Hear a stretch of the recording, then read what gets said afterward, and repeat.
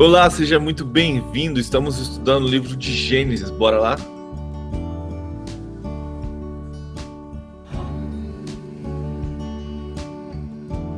Louvado, exaltado, engrandecido seja teu nome, Pai. Obrigado, Deus, por mais um dia. Obrigado pela tua fidelidade, pela sua graça e pelo seu amor derramado sobre nossas vidas todas as manhãs. Obrigado pela misericórdia do Senhor que se renova mais uma vez sobre nossas vidas. Obrigado pelo fôlego de vida.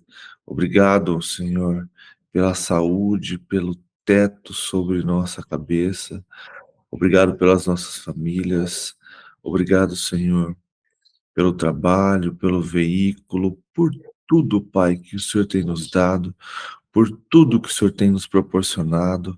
Obrigado pelo alimento sobre nossa mesa. Obrigado porque o Senhor é fiel, tem cuidado de nós e tem nos abençoado, Senhor. Louvado, exaltado, engrandecido seja teu nome, porque o Senhor é o único digno de receber toda a honra, toda a glória e todo louvor. Que o seu nome seja exaltado, engrandecido, hoje e sempre. Santo, santo, santo é o Senhor Deus Todo-Poderoso, aquele que criou os céus e a terra, aquele que veio, aquele que é e aquele que voltará. Nós te louvamos, te exaltamos, te engrandecemos, te adoramos. Toda honra, toda glória, todo louvor seja dado somente a ti, Senhor. E tudo que façamos, Pai, seja para a honra e para a glória do teu nome. Espírito Santo, venha nesta manhã, venha tocar os nossos corações, venha ministrar aos nossos corações, que possamos aprender com a tua palavra, que possamos ser transformados pela tua palavra, que a tua palavra venha encher os nossos corações, a nossa mente,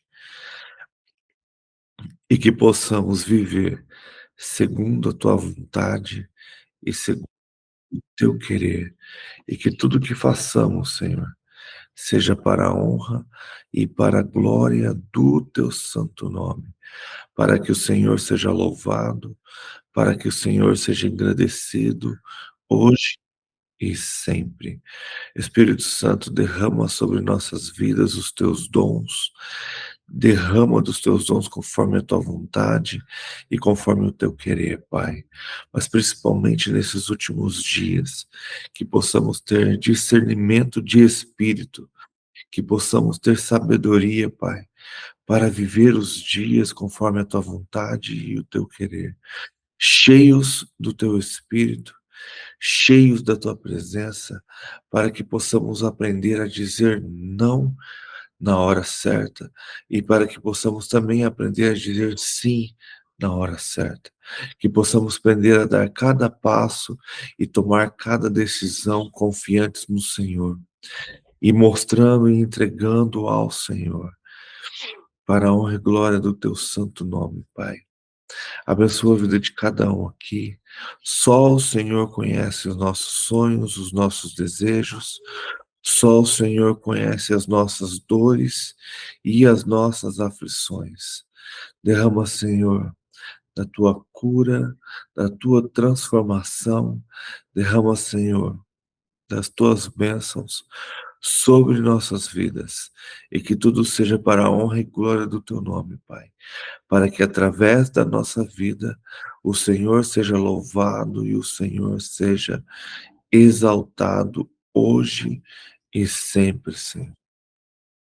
Te peço, Pai, seja, meu Deus, com Jerusalém, seja, Senhor, com a nossa nação, seja com o povo brasileiro, seja, Senhor, com a tua igreja, esteja transformando, Pai, este povo, esteja perdoando os pecados da nossa nação, uma nação cheia de iniquidade, uma nação cheia de promiscuidade, uma nação mentirosa, uma nação idólatra, uma nação onde o eu tem sido soberano.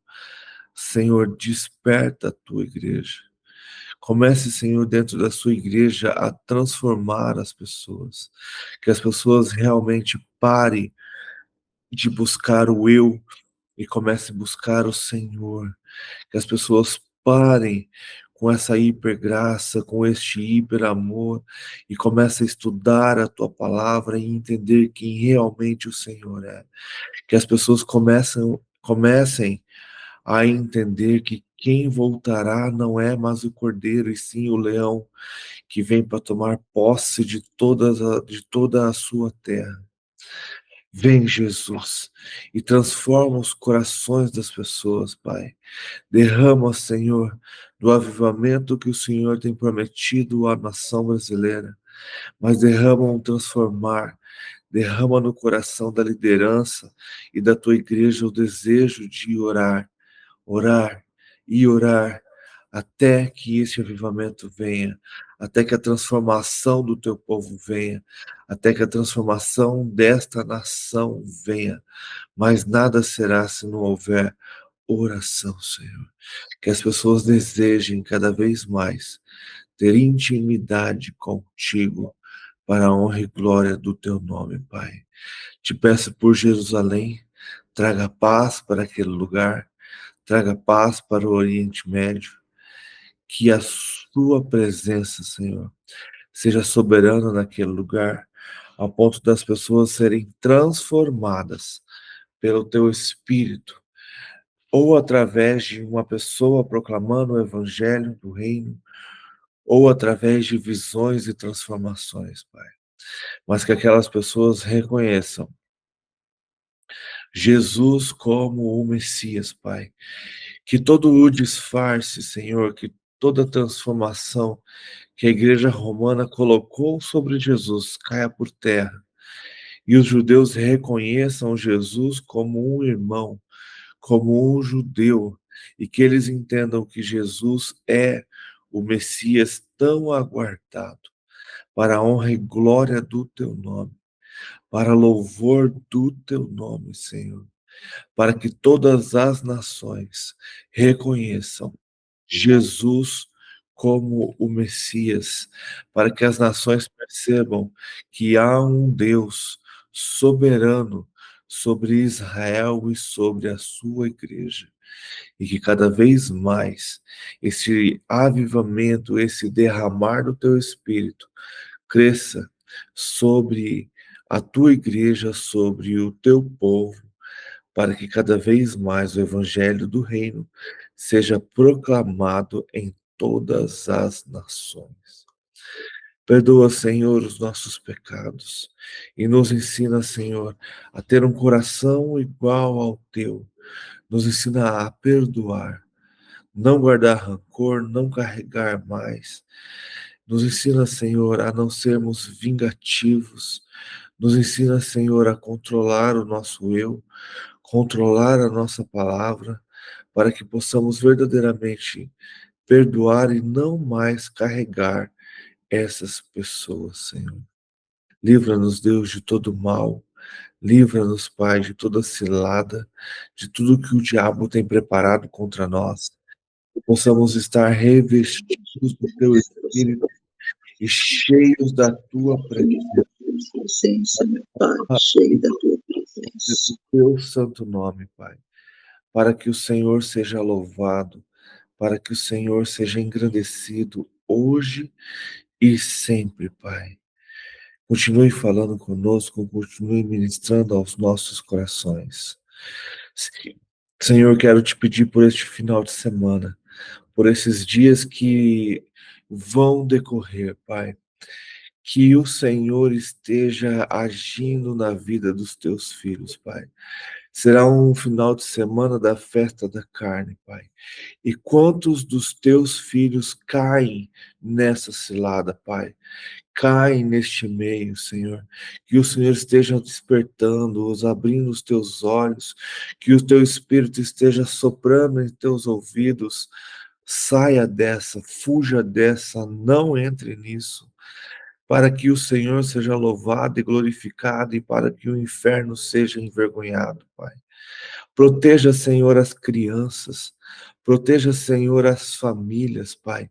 Quantas famílias nesse final de semana são destruídas, Pai. Quantas crianças são entregues e são destruídas também. Ah, Deus, tem misericórdia, Pai, da sua nação. Tem misericórdia deste povo, Pai, que faz escolhas carnais, que faz escolhas que não agradam ao Senhor. Envergonha, Senhor, envergonha, Pai. Levanta a tua igreja como um clamor para que haja, Senhor, transformação, para que haja realmente uma vergonha tremenda, Pai, nos teus filhos que estão perdidos, que estão caídos, que estão afastados, que acham onde esse final de semana o nada a ver, que tem? É só hoje, é só um pouquinho. Que essas palavras caiam por terra, Senhor, e que o teu Espírito haja na vida dessas pessoas, que o Senhor as incomode, Pai, ao ponto delas se sentirem envergonhadas de estarem fazendo aquilo que não te agrade. Mas sim, Pai, levante uma igreja que vai estar nesse final de semana intercedendo, orando, clamando, jejuando, buscando a tua presença, buscando a tua face e muitas vezes realmente correndo, fugindo como José fez, porque essa luta pode muitas vezes não ser nossa. É um engano achar que devemos estar no meio para evangelizar, Senhor.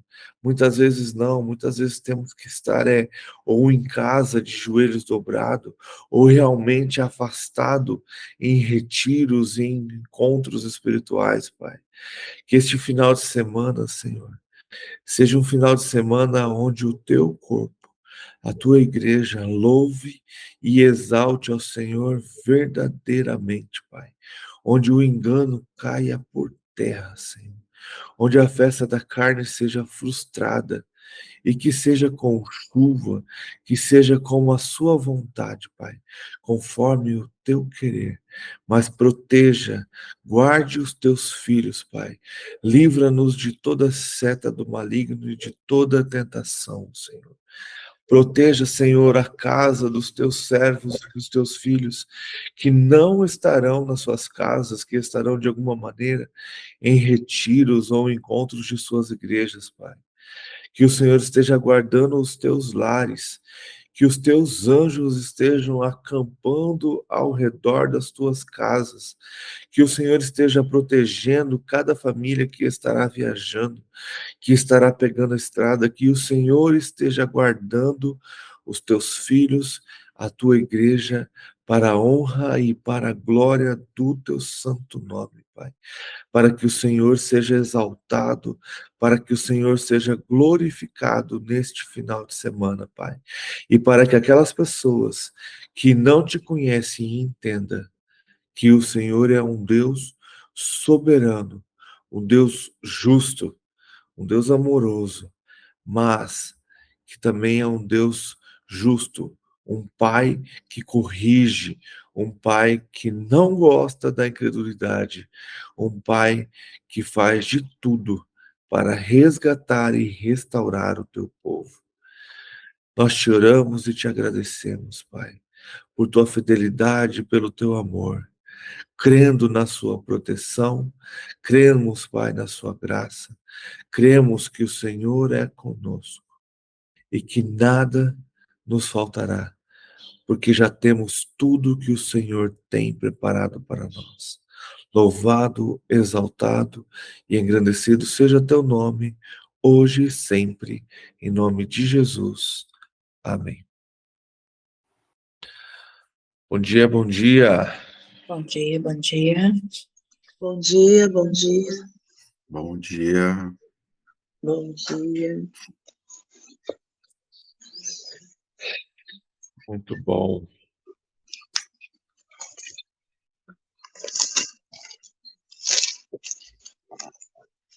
Vamos lá, então, para mais um dia. Então, a gente está estudando o livro de Gênesis. e a gente está vendo a história do povo hebreu acontecer, a história do povo escolhido por Deus, então, acontecendo. É maravilhoso a gente ver o cuidado do Senhor sobre todas as coisas, sobre cada detalhe. E é interessante que quando a gente começa a ter uma visão também de maturidade, a gente começa a ver como Deus age e como os filhos do Senhor, aqueles que o Senhor escolheu contar a história aqui, vão agindo conforme a sua maturidade. A gente vai vendo a transformação dessas pessoas. A gente estava conversando esses dias sobre, estava ouvindo um vídeo sobre Noé, né? E no vídeo o cara estava falando que Deus falou com Noé e Noé obedeceu sem questioná-lo. Simplesmente foi lá e construiu aquela arca. E aí eu pensei um pouquinho, lembrei do que a gente tinha lido. E se você buscar ali, quando está falando da genealogia, né? Quando chega ali em Noé, ali fala que Noé viveu que Noé então viveu 500 anos e ele andava com Deus. E aí ele gerou então seus filhos. Então, quando eu vejo assim que esse tempo todo que Noé viveu, e a palavra fala que ele andava com Deus, então isso trouxe para ele maturidade, relacionamento com Deus. E quando Deus o chama para fazer algo extraordinário, ele não contesta, porque ele conhece quem o chamou. Ele tem intimidade com quem estava ali. Ele conhecia Noé por seu avô Matusalém, pelo seu pai ali contando as histórias. Ele com certeza andava com o Senhor. Então, quando o Senhor o questionou, ele já estava maduro o suficiente para não questionar e simplesmente obedecer. Assim como a gente vê com Abraão, já um homem, e quando o Senhor o chama, ele sai da sua terra, mas ainda sem confiar plenamente, porque leva Ló, comete seus erros e falhas, mas a gente vê durante toda a história de Abraão, ele amadurecendo, ele conhecendo o Senhor verdadeiramente, que quando vem o maior desafio, que eu acredito, de Abraão, que é entregar o filho amado, e ele mesmo ter que fazer esse sacrifício, ele também não questiona ao Senhor, ele simplesmente vai. E a gente vê aqui, então, depois também a história de Isaac, que também meditava e buscava ao Senhor, e eu vejo também Isaac cometendo os mesmos erros de Abraão, mas também amadurecendo, e ao ponto dele interceder, né? Ele estava meditando quando Rebeca chegou e ele intercede ao Senhor por um filho e Deus ouve a sua intercessão, então lhe dá dois. E a gente vê ali também a fidelidade de Deus sobre Isaac quando ele comete o mesmo erro que seu pai, mas a gente vê a sabedoria de Isaac, né, e o relacionamento dele com Deus quando ele abençoa Jacó e ele descobre o que ele fez, ele não volta atrás. Ele fala, a bênção dada é essa, e ele vai lá agora já sabendo para quem, e ele abençoa de novo Jacó e os seus caminhos. E aí a gente vê então Jacó percorrendo a sua jornada, né, tendo que sair da sua terra, dos seus pais, e ele vai em sentido a Harã, que fica em Padã-Arã, e provavelmente no meio deste caminho, ele perde ali as suas coisas, ele perde ali as suas provavelmente camelos, riquezas, tudo que a gente vê que ele chega apenas com a roupa do seu corpo em Harã. E é interessante que se a gente pegar um mapa aqui, se eu não me engano, quando Jacó tem o sonho dele, ele coloca o nome daquele lugar ali, vamos ver se eu acho aqui. da comida e roupa. Não.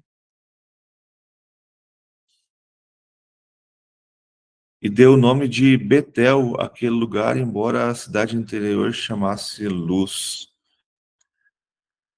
Então,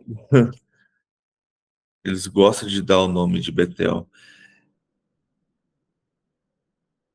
Se for nesse caso, olhando o mapa aqui, ele ainda estava muito longe de Arã quando isso aconteceu. Foi logo no início da sua jornada, no início da sua caminhada, aonde ele ali já perdeu todas as coisas. Então, de alguma maneira que a gente não sabe qual, e Deus não relata, não está escrito aqui, mas de alguma maneira Jacó conseguiu chegar em Harã. Então, provavelmente ele passou pelas cidades, de algum jeito ali ele conseguiu alimento, de algum jeito ali ele conseguiu, porque olhando no mapa aqui a distância é muita. E a distância entre Harã e a cidade onde ele estava, Berseba, dá ali uma distância bem grande, em torno de 30 dias de viagem a pé. Então, ó, de alguma maneira, Deus o supriu. Então, a gente vê Jacó nesse momento, né? Provando ao Senhor, fazendo uma troca, né? Se o Senhor me abençoar e me levar lá e me trazer de volta, então eu darei o dízimo ao Senhor. E aí a gente vê, então, Jacó penando por 20 anos, né? Mas mesmo assim, o Senhor sempre se relacionando com ele, se mostrando em sonhos. Ele paga um preço, como eu costumo dizer, né? Ele colhe o que plantou, né? E aí a gente tem ali, então, um Jacó também começando a amadurecer e a ouvir ao Senhor, que quando o Senhor fala, saia, junte tudo e saia daí, ele também não questiona, ele junta tudo e sai. E a gente vê Deus o protegendo ao ponto de Deus se revelar ao ímpio através de um sonho. Então, é interessante isso. Ó, só para vocês terem uma ideia, tem uma quilometragem aqui de 32 quilômetros de Sucote até Seir, ou Berseba. Então, já imagina essa distância. Isso é só antes, ali depois do Rio Jordão. Ainda tem uma grande pegada até Arã, que era ali depois do Eufrates. Então, esse amadurecimento a gente vê também Jacó lutando com o Senhor e o segurando até que o Senhor dê a bênção a ele. E aí a gente vê então Jacó, mesmo sabendo que Deus o tinha abençoado, que ele seria maior que o seu irmão, se humilhando diante do seu irmão. Isso também é um sinal de maturidade. Então a gente vai continuar, né? Então Jacó encontra com seu irmão e é perdoado, e eles se abraçam, choram, e Esaú volta para sua terra, e Jacó então vai ali para a terra de seu pai. E aí a gente continua agora. Jacó estabelece tendas, né, como a gente sabe, e, a gente vai para o capítulo 34 de Gênesis, que é o conflito entre os filhos de Jacó e os siquemitas. Então a gente vê que Jacó vai para Siquém. Ele ainda está distante de Berseba, um pouco distante ali da onde o seu pai estava. Capítulo 34, versículo 1. Certa vez, Diná, filha de Lia, dera a filha que Lia dera a Jacó, saiu para conhecer as mulheres daquela terra. Siquém, filho de Amor, o Eveu, governador daquela região, viu-a, agarrou-a e a violentou. Mas o seu coração foi atraído por Diná, filha de Jacó, e ele amou a moça e falou-lhe com ternura. Por isso Siquém foi dizer ao seu pai: Amor, consiga-me, consiga-me aquela moça para que seja minha mulher.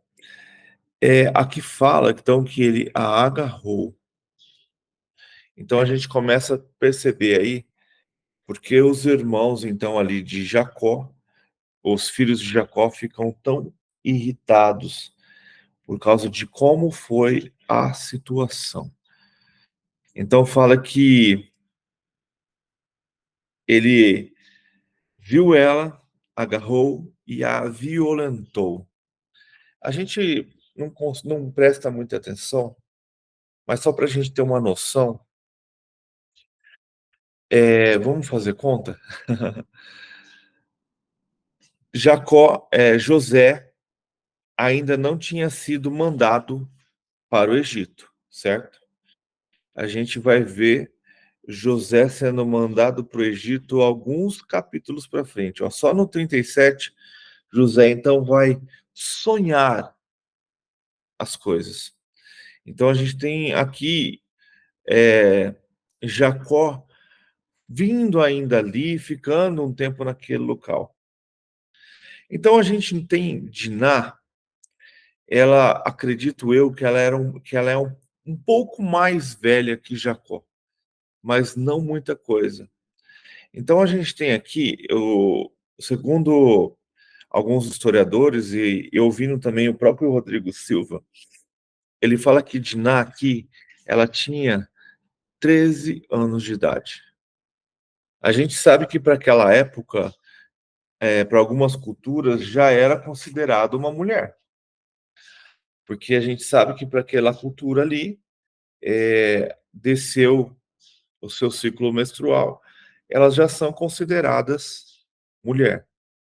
Já estão prontas para casar. Mas então a gente está falando de uma adolescente que saiu para conhecer o lugar e foi abusada. E mesmo que esse rapaz depois amou-a, né, como está escrito aqui, ele não pensou duas vezes antes de tomá-la para si e violentá-la. Lembrando que ele era o filho do governador daquela região. Então é como se ele tivesse alguma autoridade, é como se aquilo para ele talvez fosse comum, fosse normal ele fazer isso. Mas ali, então, ele comete esse erro e a gente precisa pensar, então, que Diná não era uma mulher em si, e sim uma adolescente começando a sua vida. Lembrando que José foi mandado para o Egito por volta dos seus 16 anos. Então a gente consegue ver aqui que Diná também ainda era nova, bem nova quando isso aconteceu. Continuando, versículo 5. Quando Jacó soube que sua filha Diná tinha sido desonrada, seus filhos estavam no campo com os rebanhos. Por isso, esperou calado até que regressassem. Lembrando que os filhos de Jacó também não muito velhos. A gente está falando aqui, Jacó começou a ter filhos 7 anos depois. Então, 7 com 6 são 13. Vamos acrescentar aqui mais uns 3 anos. O mais velho dele tinha 16, 15, 16 anos. Então, versículo 6. Quando Amor, pai de Siquém, foi conversar com Jacó, quando os filhos de Jacó voltaram do campo e souberam de tudo, ficaram profundamente entristecidos e irados. Porque Siquém tinha cometido um ato vergonhoso em Israel, ao deitar-se com a filha de Jacó. Ó, que interessante.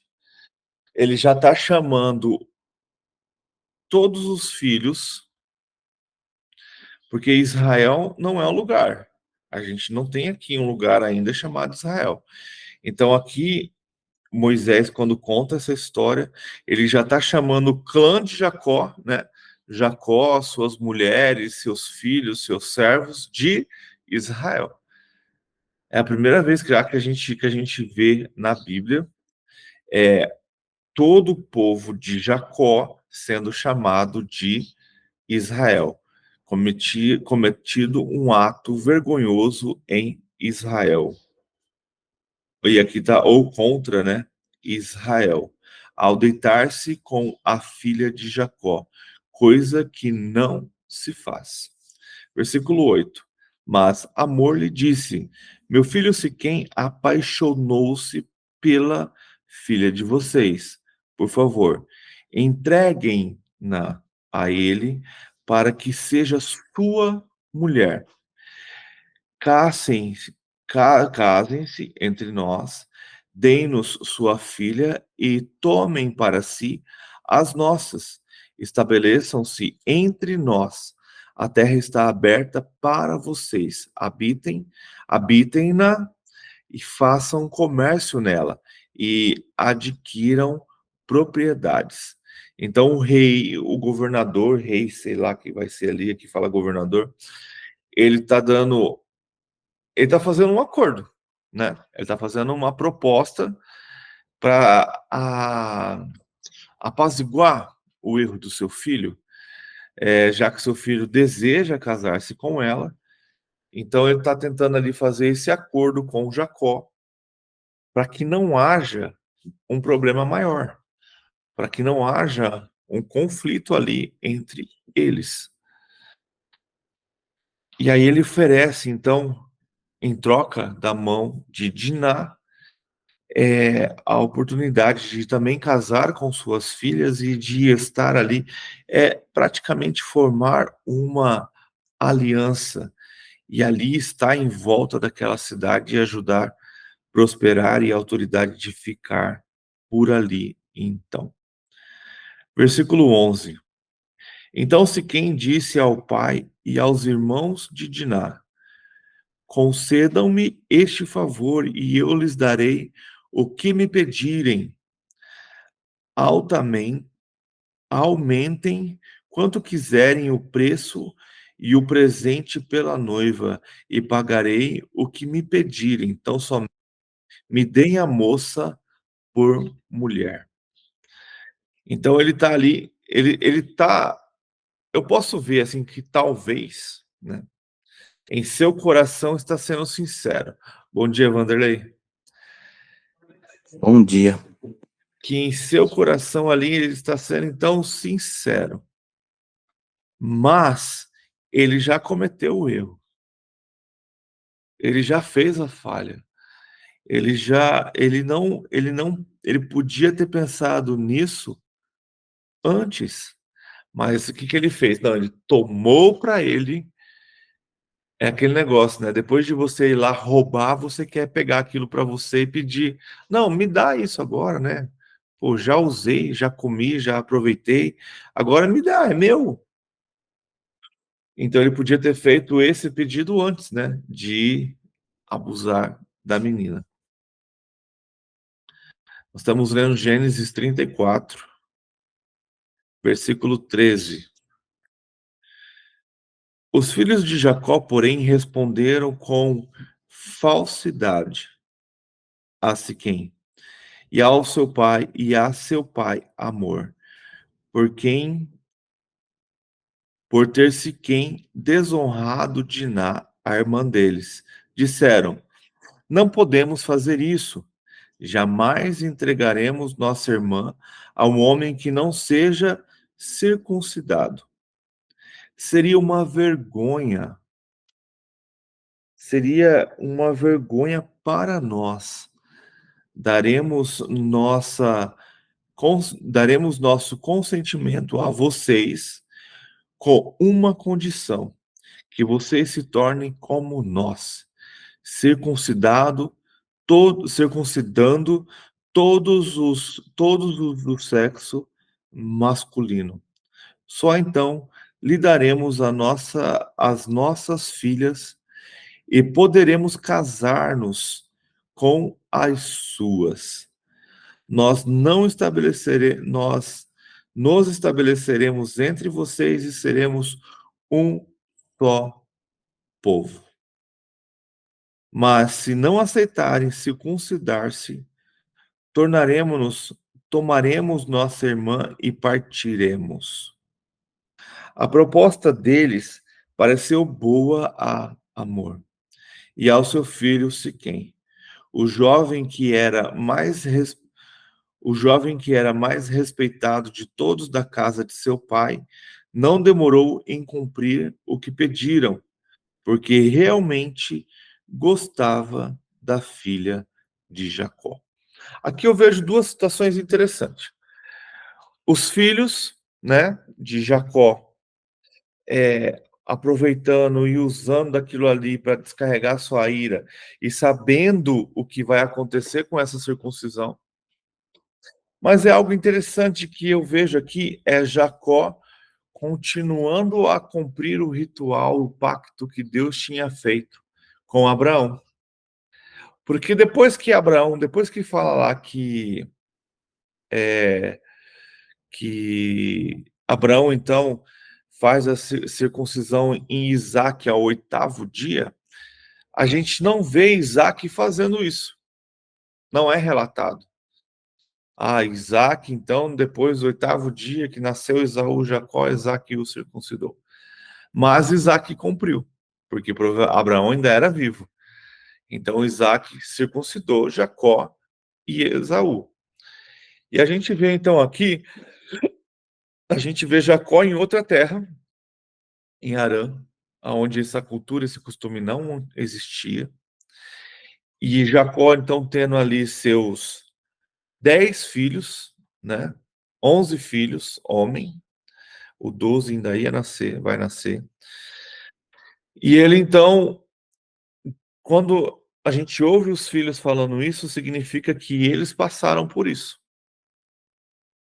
Entende? A gente começa a compreender, então, que Jacó continuou a bênção, continuou fazendo aquilo que que Deus tinha pedido para Abraão para continuar por toda a sua geração. Por que eu estou falando isso?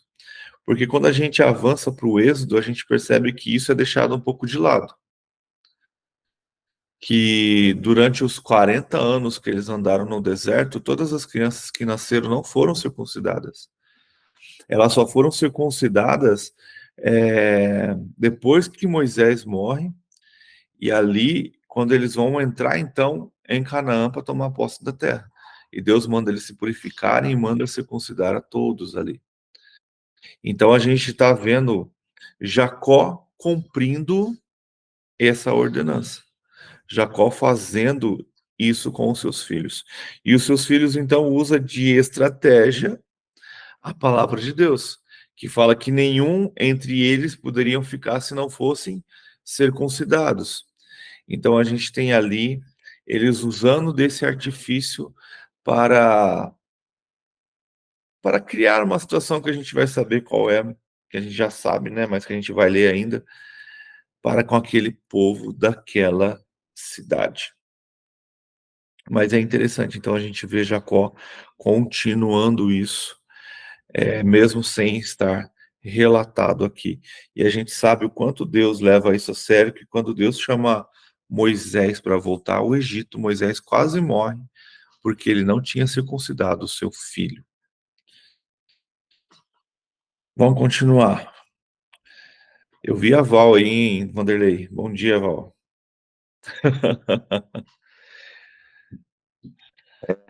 Tá aqui do meu lado. Eu já corri aqui, que eu tô aqui no meu sogro, né?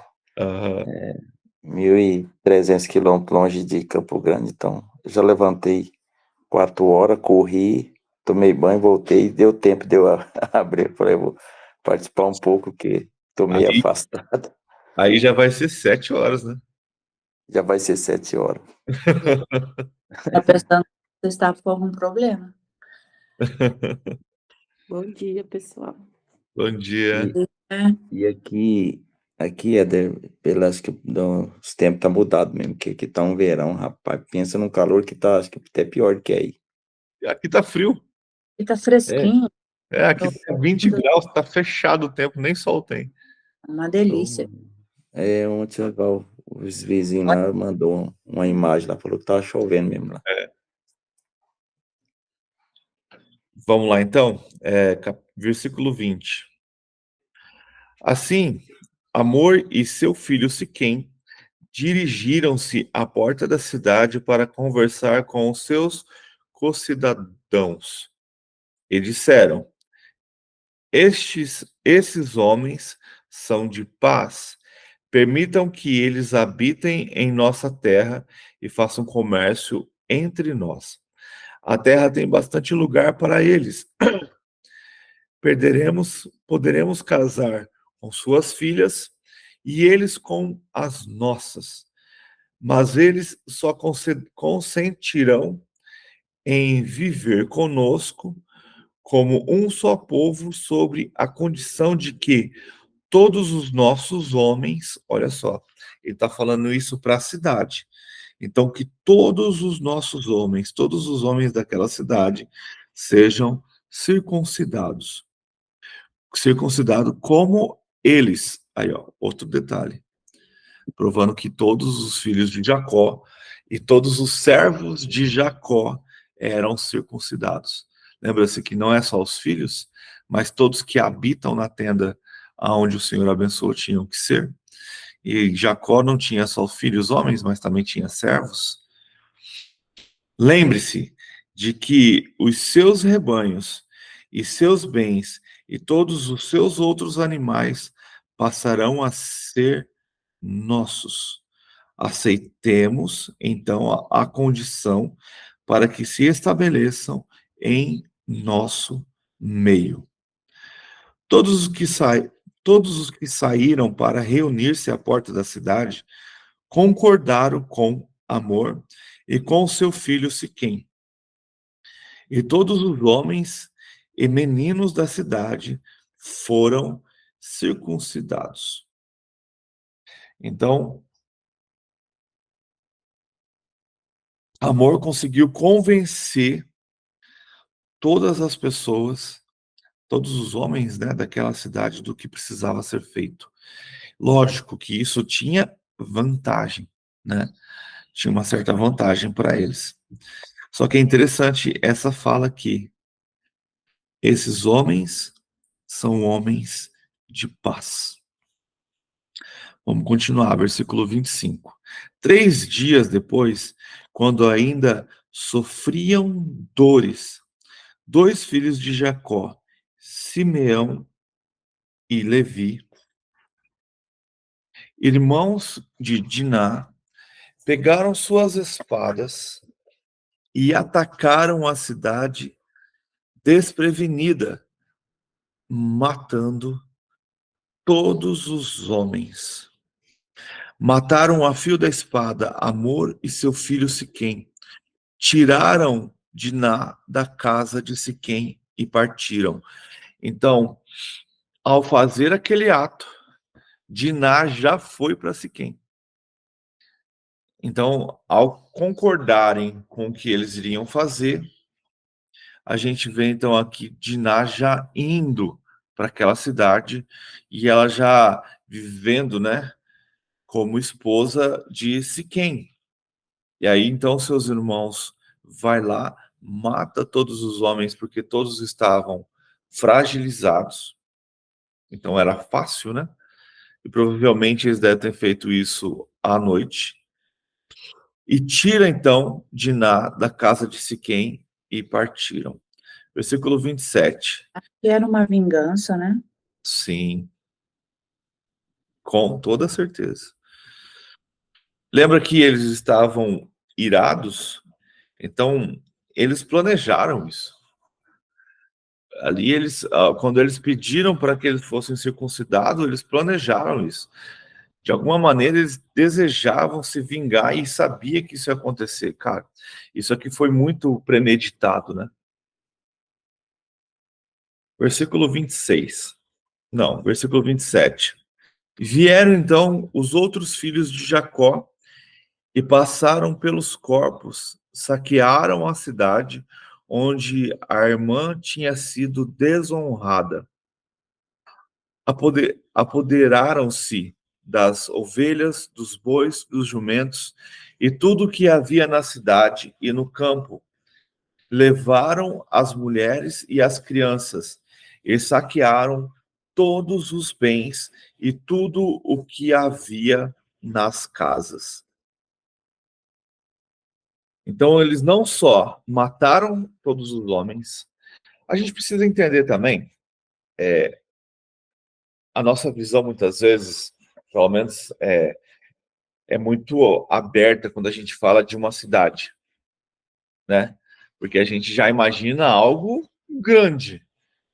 A gente muitas vezes tem uma imaginação ali de uma cidade grande. Mas a gente pode estar falando aqui de algo ali de um vilarejo, não vai ser. De um vilarejo, de algo ali com no máximo 100 pessoas, homens e mulheres. Talvez ali não tinha tantos homens assim, ao ponto dos dois conseguirem numa noite matar a todos. Então, não era algo assim muito grande e nem muito bem protegido. Então, provavelmente ali era um povo pequeno, uma cidade, um vilarejo ali pequeno, em que eles estavam ali perto. Então, para eles, Jacó, seus filhos, seus servos e os rebanhos ali em volta era muito produtivo, era muito bom para fazer negócio e aproveitar daquilo tudo. Então, ali a gente está vendo agora aqui algo bem interessante. Algo que não é, algo que talvez, agora eu estou conjecturando, talvez eles tenham visto e aprendido com o seu avô Labão. Algo que eles tenham trazido de dentro deles do seu avô Labão, uma maneira de conquista, de tomar aquelas coisas. Até talvez de seus tios também, né? Porque se a gente parar e ver Jacó, a gente percebe na história de Jacó que Jacó ele é um cara pacato. Ele é um cara de paz. Ele não é um cara de guerra. Então ele não ensinaria isso para os seus filhos. Mas lembra-se que essas crianças viveram ali 13 anos, 15, 10, 12, vai depender de cada um ali. Mas viveram um período e viram muita coisa para aprender com Labão e seus tios também, não só com seu pai Jacó.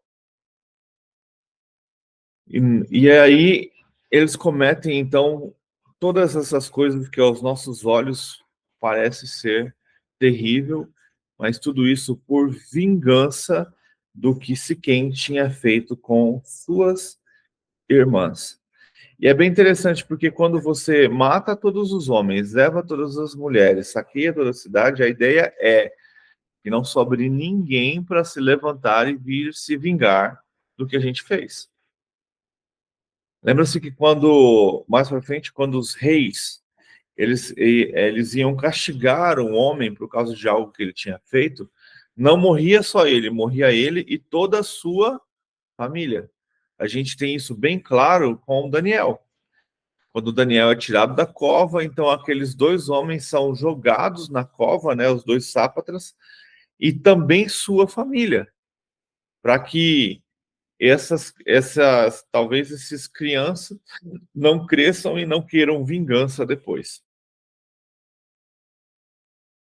Versículo 30. Então Jacó disse a Simeão e a Levi: vocês me puseram em grande apuros, atraindo sobre mim ódio dos cananeus e dos fariseus, habitantes desta terra. Somos poucos, e se eles juntarem suas forças e nos atacarem, eu e a minha família seremos destruídos. Então, a gente vê de novo os filhos de Jacó fazendo tudo isso que eles fizeram sem autorização do pai. Quem são os fariseus? E são os povos que viviam ali, né? Aí a gente vai ter que A voltar. palavra não é fariseu, é fariseu, É né? fariseu. Fariseu é do tempo de Jesus. E Tá. fariseu é uma religião, não é um povo, entende? É como se fosse. Sumiu a palavra. Como se fosse Religião. tipos de igrejas. Não é esse nome que eles chamam.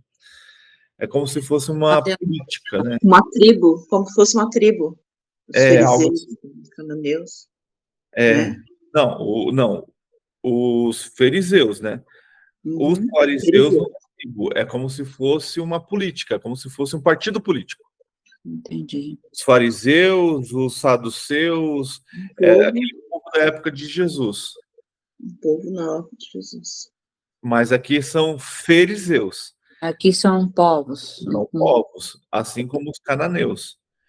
Então, aí a gente vai ter que voltar lá antes de Terá, para saber quando houve aquela distribuição ali dos povos dos filhos de... A genealogia, né, de Noé. Ali, provavelmente, a gente vai descobrir quem são os fariseus. Mas são povos, são descendentes dos filhos de Noé que habitavam aquela terra. Assim como os cananeus, né? É que nesse grupo tem gente que tem um livrinho, mas fica quieta. mas nem sempre eles comentam. Nem sempre eles vão dar destaque sobre quem são. Eles não, aqui no livrinho, eles não comentam. E na outra Bíblia que eu estou lendo aqui, eles chamam também de perizeus, né? Bíblia tá perizeus. Aí. Perizeus. Tô vendo se eu acho algo aqui mais também não.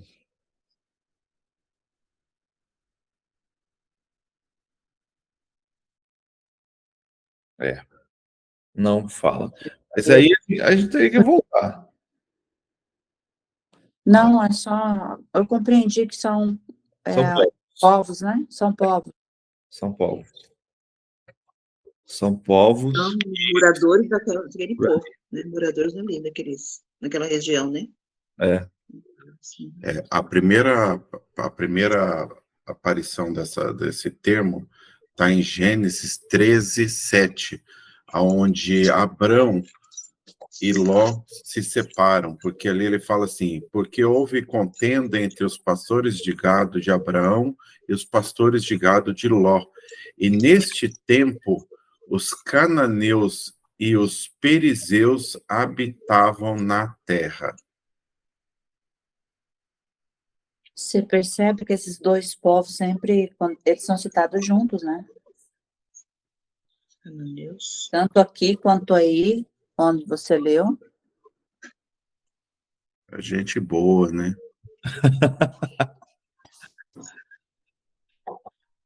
Ai, ai. Mas são filhos que vêm dali da origem dos povos, né? Filhos de Cã, de Jafé, de Sem ali. Eu tô vendo se eu acho. A Márcia falou o nome aqui, mas. Tô vendo. Mas Pérez é filho de quem? Então. Que é da descendência de Noé, eu sei. Mas eu quero saber de onde ele vem. Pode ser Peleg também, sei lá. Mas é filho de Noé. É mais fácil fazer que vem da descendência de Noé. Mas interessante, no meu não tá Perizeus, não. O meu tá Fariseus. Aqui tá Fê. Vamos continuar. O seu não está com F? O meu é com F. O meu é com F. Fariseus. Então, mas ali da Leonilda diz que é com P. É com P. E o Diego também tem outra versão ali que fala que também é com P. Pode ser os dois nomes, pode ser com P como com F. Interessante. O meu tá com Ferezeus. F também, Ferezeus.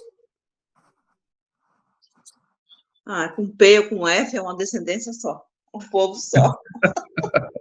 Só muda a palavra. Você sabe que isso é interessante? A gente não presta atenção no original.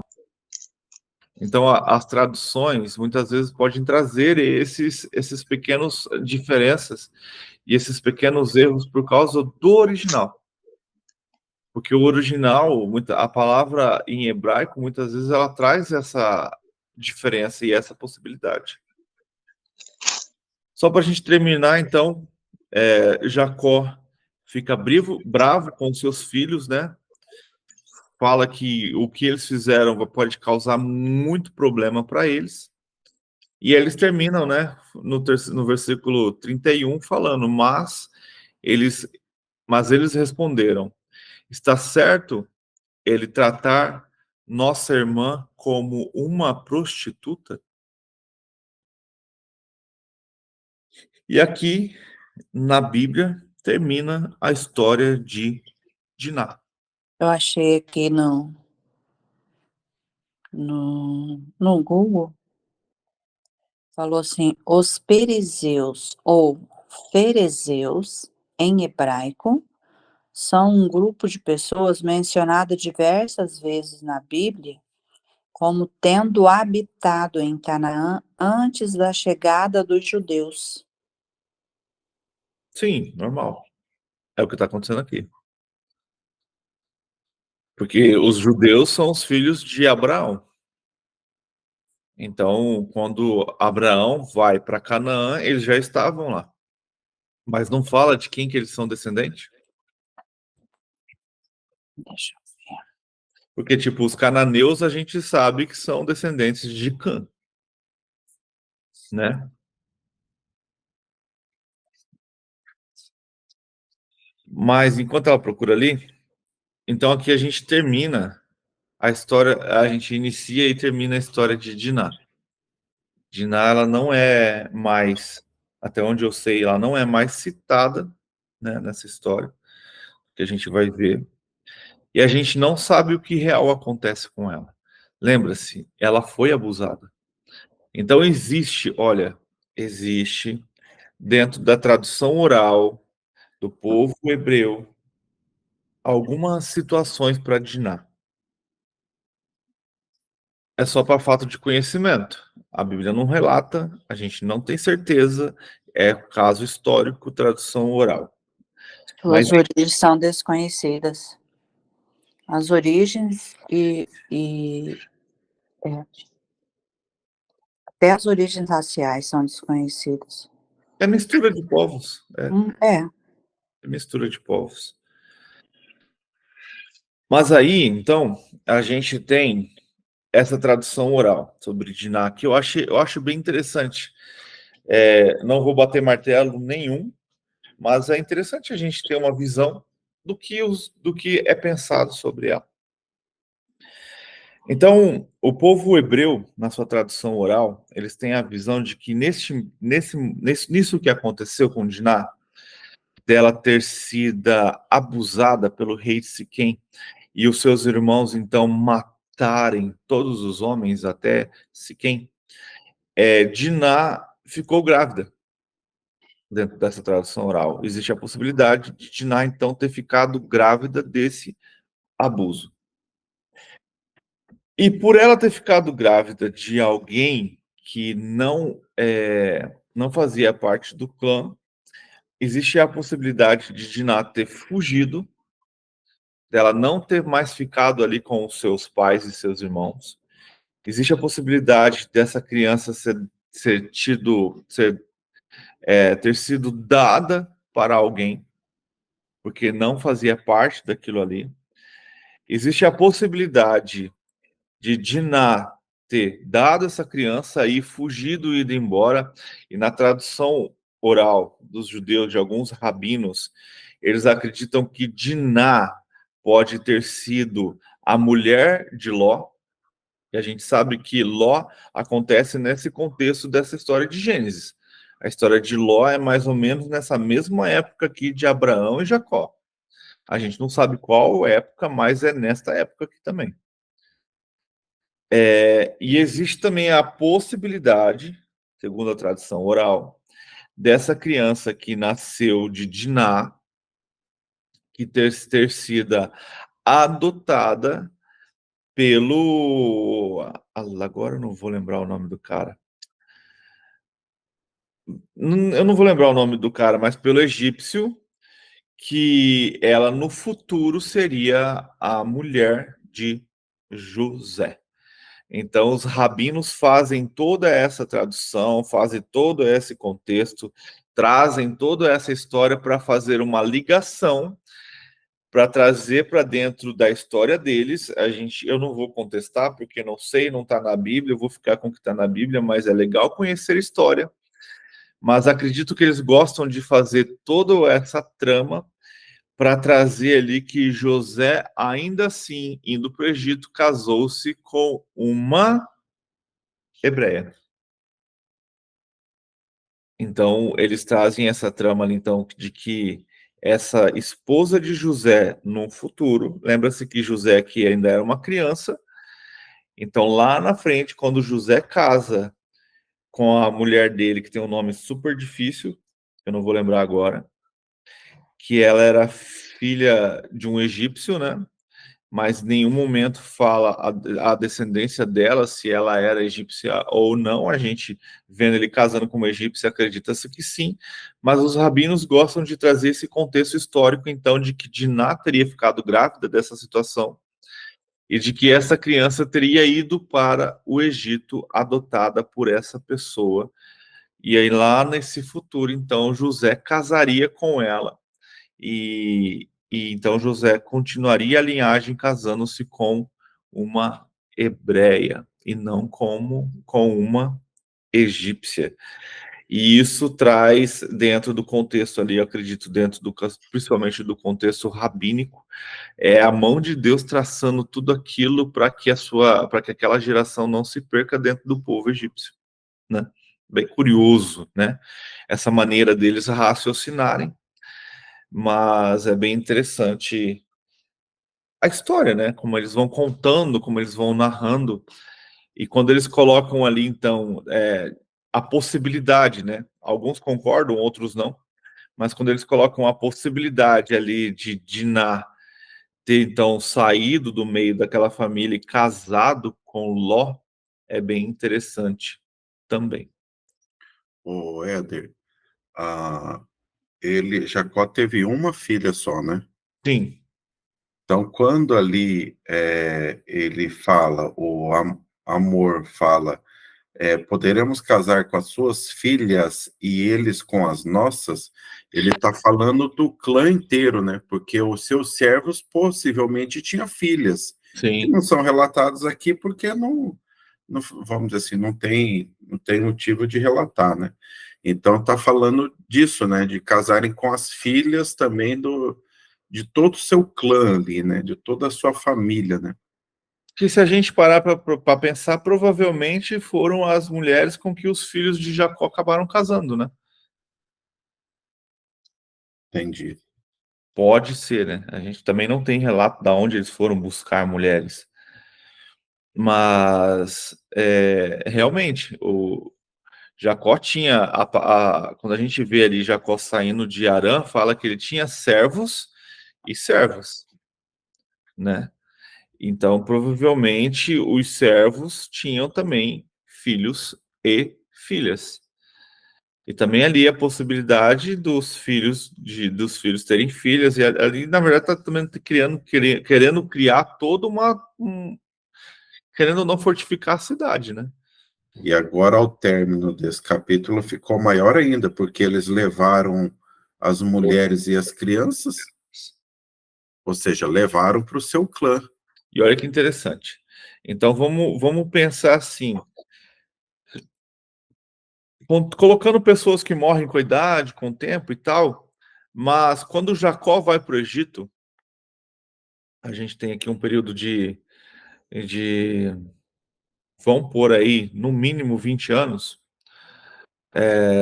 de agora até o Egito, quando Jacó vai para o Egito, Jacó e o seu clã todo, com filhos, filhas, netos, servos e servas, são 70 pessoas. Então significa que essa cidade não era tão grande. Entende?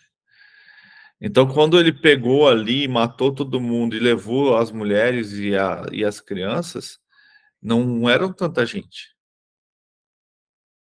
E se você parar ali, ó, só os filhos e que já tinham idade, já eram casados, a gente já são ali 11 filhos, né?